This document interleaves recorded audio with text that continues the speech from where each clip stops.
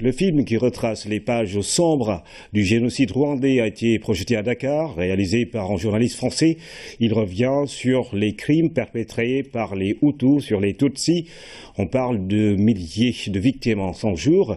Plus jamais ça, le Condestria, l'ambassade du Rwanda et le centre d'information des Nations Unies se liguent pour réfléchir sur la prévention des génocides en Afrique. Jean Dior.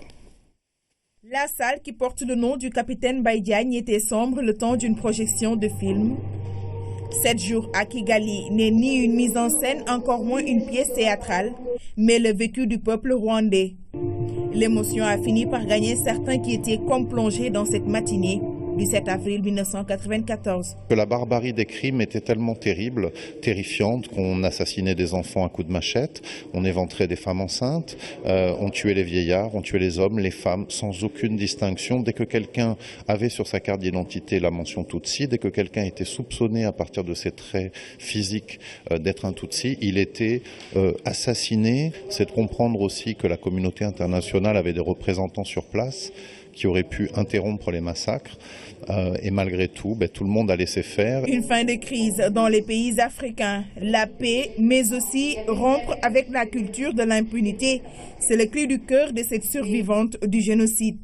Je n'ai ni mon père, ni des grands-parents, ni la colline que j'appelais ma colline. Vous voyez l'animosité qui était là. Donc c'est important parce que si les survivantes doivent pouvoir vivre, pardonner, il faut au moins cette reconnaissance. Mais c'est aussi important parce que quand il y a cette couverture du génocide rwandais, du génocide au Rwanda, les génocidaires deviennent victimes. Il n'y a pas moyen de faire la justice. Jusqu'à maintenant, on crie pour que le monde puisse nous aider. Une table ronde est organisée pour marquer la journée internationale de réflexion sur le génocide au Rwanda, célébrée le 7 avril de chaque année. Les panélistes sont revenus sur les massacres, mais aussi la lutte que les Africains doivent mener contre l'idéologie du génocide. Nous avons des défis auxquels il faudrait s'atteler aujourd'hui. La répartition très inégalitaire des richesses et du pouvoir, la discrimination, l'exclusion que subissent certains groupes sociaux.